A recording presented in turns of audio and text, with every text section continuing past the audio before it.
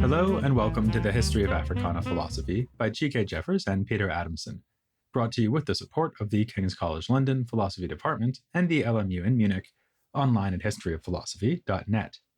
Today's episode, American Nightmare, Malcolm X. He was a man of many names. His life story is called the Autobiography of Malcolm X, but over the course of the book, he is also known as Malcolm Little, Detroit Red, Satan, and finally Al-Hajj Malik al-Shabazz. Toward the end of the autobiography, X remarks, "My whole life had been a chronology of changes. The names track those changes. Malcolm Little endures a childhood in Michigan marked by violent tragedy and grinding poverty. Detroit Red is a criminal hustler on the streets of Boston and New York City. Satan serves time as a proudly atheistic prisoner until his brother Reginald exposes him to the teachings of the Nation of Islam. Enter Malcolm X, a minister for the nation who sees himself as a mere mouthpiece for its leader, Elijah Muhammad. Then, towards the end of his short life, he is Al-Hajj Malik al-Shabazz. The first part of that name refers to his pilgrimage, or Hajj, to Mecca, an experience that was almost literally revelatory. In this last incarnation, he is a devout believer in what he calls Orthodox Islam, and he begins to retreat from some of his more incendiary political and philosophical views. Finally, as he is in the midst of this new phase of life and thought, he is cut down by an assassin in February of 1965. It's typical of X that the many names serve a philosophical as well as biographical function. He constantly labeled and relabeled things in what has been called a process of reclamation of self-sovereignty or true self-consciousness. For example, following Elijah Muhammad, he objected to the designation of Black Americans as Negroes, identifying it as a term whose use is a legacy of slavery. The fact that Negro is considered an outdated term today is due in no small part to the growing influence of this position taken by X and the Nation of Islam as the 1960s wore on. In March 1963, X was interviewed on the City Desk television show in Chicago, and the interview is currently easy to find on YouTube. This encounter with several white journalists is quite typical of his media appearances. X was often referred to as the angriest Negro in America, a description he did not deny. Yet he remains calm and analytical as he skillfully frustrates and refutes his interlocutors, for instance by refusing to divulge his birth name on the grounds that it is not his name at all. Rather, like other Black Americans, he was burdened with the surname of a man who enslaved, and indeed probably raped, his ancestors. As he never tired of pointing out, his own light skin and reddish hair were a constant reminder of the history of white rape of Black women. In the autobiography, he comments, "You and me polluted all these colors, and this devil has the arrogance and the gall to think we, his victims, should love him." Remarks of this kind are scattered throughout the book, yet the autobiography is much more than a series of reflections on racial oppression and a call to rise up against it. It is, to some extent, less like, say, David Walker's Appeal, and more like Augustine's Confessions, a spiritual rags to spiritual riches story whose protagonist is guided by God from a condition of mental death to religious rebirth. The parts of the book concerning his time as Detroit Red are gripping, as he sells and takes drugs, consorts with prostitutes, and even plays Russian roulette to impress some fellow thieves. At times, the style is that of hard-boiled crime fiction. You didn't ask questions in the rackets. I never heard from him again, but I did hear that he was put in the ocean, and I knew he couldn't swim. Or, when he narrowly avoids a lethal encounter with another hustler, he backed down. He walks on by me. I guess he wasn't ready to make history. I had gotten to the point where I was walking on my own coffin. X is trying in these parts of the book not to entertain us, but to impress upon us the depth of his former depravity. In a typical passage he states, "I believed that a man should do anything that he was slick enough or bad and bold enough to do, and that a woman was nothing but another commodity. Every word I spoke was hip or profane. I would bet that my working vocabulary wasn't 200 words." But this is all meant to set up the dramatic transformation that comes when he discovers the light of Islam. As he puts it, "The very enormity of my previous life's guilt prepared me to accept the truth."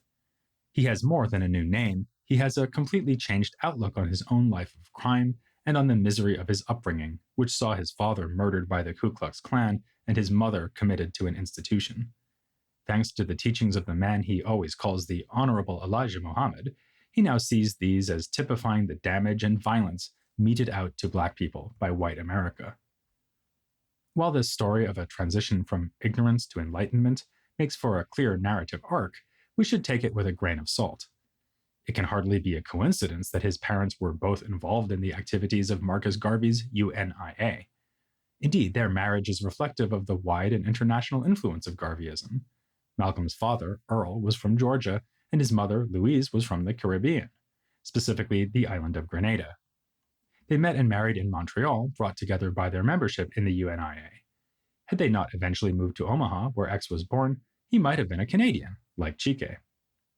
Elijah Muhammad was himself powerfully influenced by Garvey, and then even more so by another Black leader of the early 20th century, Noble Drew Ali. Born Timothy Drew, he founded the Moorish Science Temple, the first large-scale movement calling African Americans to accept Islam, or at least what he described as Islam. What he preached was a syncretic mix of faiths and religious teachings. What was perhaps most important and powerful in Ali's message was his claim that African Americans must recognize themselves as Moors, whose embrace of Islam is in fact a return to an ancestral faith. Among the members of the Moorish Science Temple was the man who was born Elijah Poole, but would eventually be known as Elijah Muhammad. He would go on to lead the Nation of Islam, but he was not in fact its founder. That would be a man shrouded in much historical mystery, known as Wallace Fard Muhammad. According to Elijah Muhammad, Wallace Fard Muhammad was Allah in the flesh, and he came to teach the so-called Negro knowledge of self. Returning now to X, it has been suggested that the Garveyite ideas of his family home were at best latent or dormant during his time as a cynical criminal. But in fact, we know that he did attend political events and read socialist literature even at that time, though he could not be convinced to join the Communist Party or any other political group at that time. Any youthful consciousness of oppression is erased in the autobiography in order to heighten the contrast between benighted street hustler and enlightened Muslim. But he does allude to his father's politics to explain his own Black nationalism and says in passing, "All my life I had been an activist. I had been impatient." Notice that he alludes to his father's example, not his mother's, even though she was also a UNIA activist. This goes together with a more general silence in the autobiography about the women who influenced his thought. It's been pointed out that in Malcolm's Detroit Red period as a street hustler, the activist Vicky Garvin tried to recruit him for left-wing political causes in Harlem, and that a female Black nationalist, Queen Mother Audley Moore, had an impact on his developing Pan-Africanism, a topic we'll discuss more in a coming episode. But this is not something X was keen to highlight, which is unsurprising. For all his radicalism when it came to race, his ideas about women could be very patriarchal, as when he explains the Nation of Islam's view that women are by nature weak and men strong. He does say that Muslims are to treat women with respect, and as we just saw, he certainly regretted his earlier conception of women as mere commodities. It would only be at the end of his life, though, that he shifted toward what might be termed a progressive view of gender. Indeed, he used that term himself, saying, "If you're in a country that's progressive, the woman is progressive." Perhaps he was thinking of women like Garvin and Moore when he added, "I'm one person who's for giving women all the leeway possible, because they've made a greater contribution than many of us men." The earlier thought of X before his changes of heart in 1964 is often contrasted to the less angry and more loving approach of Martin Luther King Jr., and we ourselves will get back to that contrast shortly. But he is better understood in his own terms if we see him, and indeed the whole Nation of Islam, as heir to the separatism and nationalism of Garvey and of 19th century figures we covered in earlier episodes of this podcast, like Daniel Coker, John Russwurm, Martin Delany, and Henry McNeill Turner. But there was one aspect of X's thought that would have outraged Turner and plenty of other earlier African-American thinkers, his strident condemnation of Christianity. Early in his career as a Muslim activist, X collaborated with Elijah Muhammad on a newspaper column for the Los Angeles Herald-Dispatch, something we might compare to Marcus Garvey's and Amy Jakes Garvey's writings for the UNIA paper, The Negro World. In these columns, which appeared under the title God's Angry Men, Muhammad and X railed against Christianity as a tool used by the white man to ensure that black people remained the most ignorant, blind, deaf, and dumb people on earth. These, by the way, are some of the few pieces of written material by X. We saw that James Baldwin has been compared to Socrates, but this analogy arguably works even better for Malcolm X, who excelled in provocative debate and rarely committed his thoughts to writing. Even the autobiography is in fact an oral testimony fashioned into book form by Alex Haley, also famous as the author of Roots. Malcolm's energy and rhetorical skill allowed him to rise quickly in the ranks of the nation until he became minister of the important temple in Harlem. He started to come to the attention of white America through such incidents as a 1957 confrontation with New York City police. In the wake of a case of police brutality, a riot seemed ready to break out, until X received assurances from the authorities and dismissed the crowd with a literal flick of his fingers. One of the cops observed, "No man should have that much power." That same year saw the airing of a television program with the telling title, The Hate That Hate Produced. It begins by describing a play staged at a Nation of Islam event, as host Mike Wallace intones, "The plot, indeed the message of the play, is that the white man has been put on trial for his sins against the black man. He has been found guilty. The sentence is death."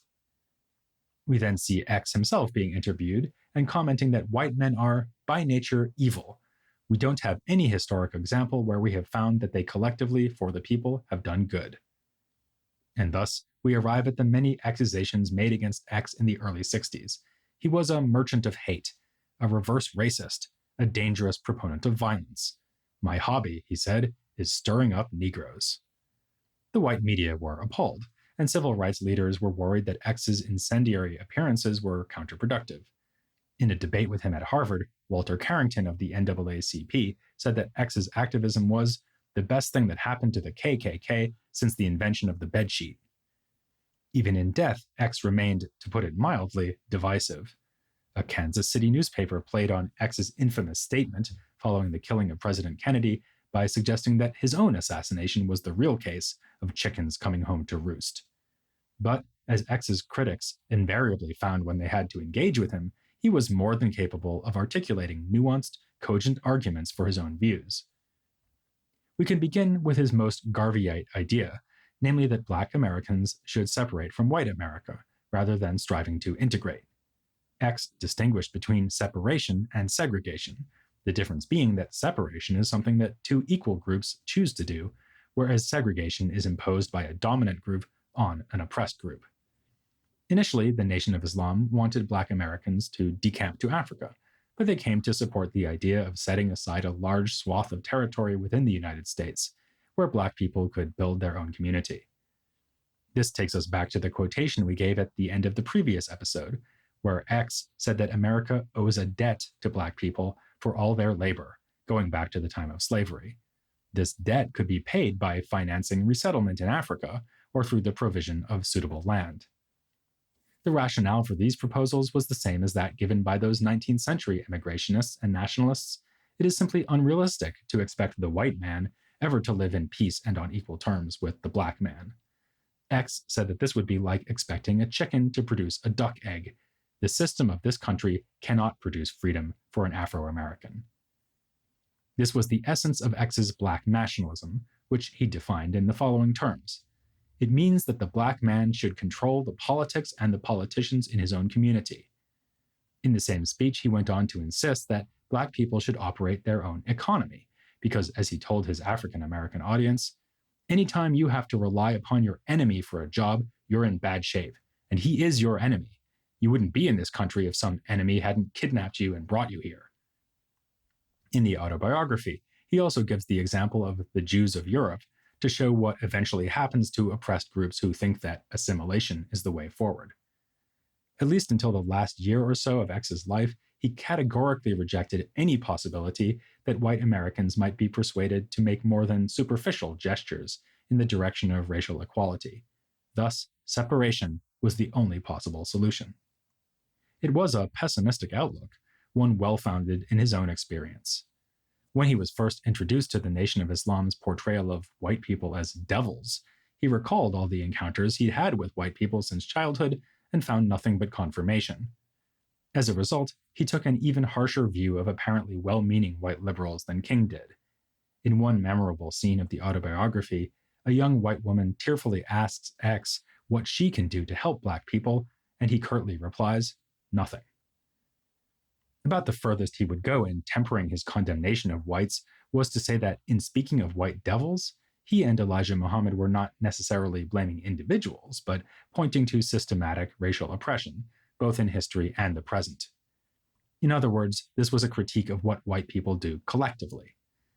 It might seem that in this period, with advances finally being made in civil rights, that judgment was no longer sustainable, but X dismissed apparent breakthroughs like the Supreme Court decision against school segregation as meaningless because they had little or no effect on the way most Black Americans were living. Indeed, he reserved special disdain for the few upwardly mobile Blacks who had managed to integrate into white society with a modicum of success. Echoing E. Franklin Frazier's critique of the Black bourgeoisie, he argued that they were simply being manipulated and duped by white America. And they were not alone.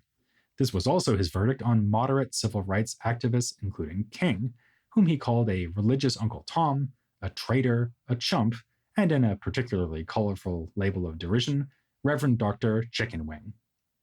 In the wake of King's inspirational speech at the March on Washington, he said, "While King was having a dream, the rest of us Negroes are having a nightmare."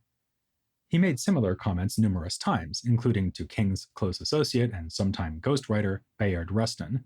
The two debated at Howard University, an event which none other than E. Franklin Frazier had a hand in organizing. In November of 1963, a few months after the march, X commented on King's pacifist methods in the following terms. "You don't have a peaceful revolution. You don't have a turn the other cheek revolution. There's no such thing as a nonviolent revolution. You don't know what a revolution is. If you did, you wouldn't use that word. Revolution is bloody. Revolution is hostile. Revolution knows no compromise. Revolution overturns and destroys everything that gets in its way." Notice here the scornful allusion to turning the other cheek. Just as King's approach to the struggle was fundamentally shaped by his Christian belief, so X's attacks on that approach were of a piece with his rejection of Christianity. He simply did not think it admirable to meet violence with nonviolence. Rather, any self-respecting man would defend himself. As he said in an interview at the University of Berkeley in the same year, 1963, and again, it's on YouTube, if a dog attacks a man, the man is well within his rights to kill the dog. And he added, the same goes for any two-legged dog who sicks that dog on him. Notice that X's view is arguably closer to our common sense moral intuitions than what King was saying. Leaving aside the question of whether the nonviolence of King and Gandhi was effective tactically, it is very demanding ethically.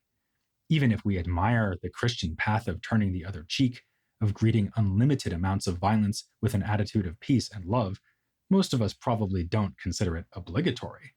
Rather, it's commonly supposed that there is a moral right of self-defense just as much as there is a legal right of self-defense. To remain non-violent in the face of violence is what philosophers call supererogatory, going above and beyond the call of what is morally required.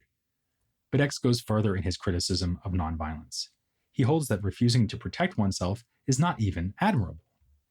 In the autobiography, he says, "I believe it's a crime for anyone who is being brutalized to continue to accept that brutality without doing something to defend himself."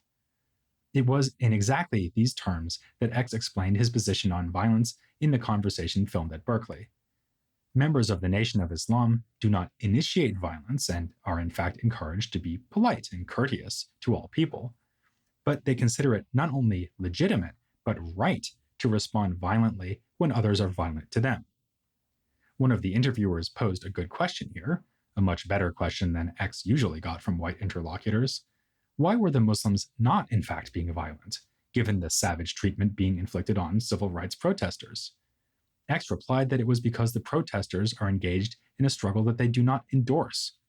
If we believed in it, he explained, we would integrate and fight anyone who got in our way to stop us from integrating.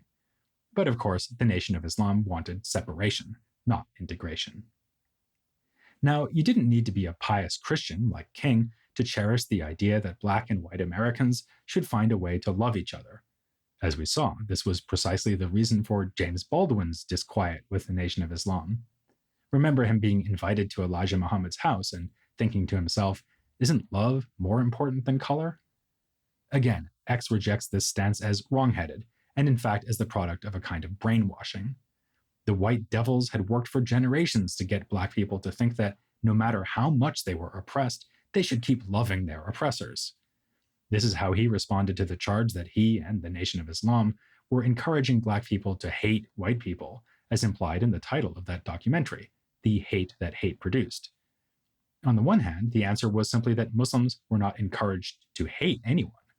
In the Chicago City Desk interview, he said flatly, hatred is not involved in it whatsoever. On the other hand, the very demand not to feel hatred in the face of centuries of racial oppression struck him as inappropriate, even obscene. In a 1963 interview with Alex Haley, published by Playboy magazine, he said, "What I want to know is how the white man, with the blood of Black people dripping off his fingers, can have the audacity to be asking Black people, do they hate him? That takes a lot of nerve." In the same interview, he suggested that white people would be anti-white too, if they made a sufficient study of their own history. Taking stock of all this, it seems clear that there were differences between King and X that went beyond mere rhetoric or competition for support in the Black community. X believed that King's approach was bad strategy and bad ethics. Yet the difference between their views was not what is usually supposed. In particular, it is wrong to see X as having been in favor of unprovoked violence. He was in favor of provoked violence. But even this was not really his plan for solving the so-called Negro problem. Rather, he and Elijah Muhammad wanted to escape from the spiral of racial violence altogether by separating Black from white. So if we contrast Martin Luther King Jr. to Malcolm X, we should lay particular weight on the debate between integration and separation. Of course, it is not a debate they invented, but was just the latest version of a political, practical, and philosophical dilemma that went back to the earliest forms of political debate among Africans in the diaspora. Still more complex is the contrast between King and the final incarnation of X, Al-Hajj Malik al-Shabazz. In the final year or so of life, X changed his views on a number of issues. He broke with Elijah Muhammad, who once commanded his utter devotion, but with the benefit of hindsight seemed a religious faker. He became more open to the thought that white people could do good, and came to regret such moments as the one where he told a well-meaning white woman there was nothing she could do. He still thought whites should leave Black people to work together and unite amongst themselves, but allowed that white people could do a useful service by persuading other whites to be less racist. Most far-reaching, though, was his new understanding of how the struggle of African Americans was connected to the fight of Africans and other oppressed peoples around the world, as they sought to free themselves from colonialism. He came to believe, he said, that a psychological, cultural, and philosophical migration back to Africa will solve our problems, not a physical migration, but a cultural, psychological, philosophical migration back to Africa, which means restoring our common bond will give us the spiritual strength and the incentive to strengthen our political and social and economic position right here in America. The gap between King and X, or rather al-Shabazz, was closing, prompting the question, had they lived longer, would they ultimately have become allies? That's not a question we can answer in full, of course, but we'll do our best to come as close as possible in a further scripted episode on the later thought of King and X. First, though, as you may have noticed, today's episode was the 99th of the series on Africana philosophy, meaning that if our math is right, the next installment will be number 100.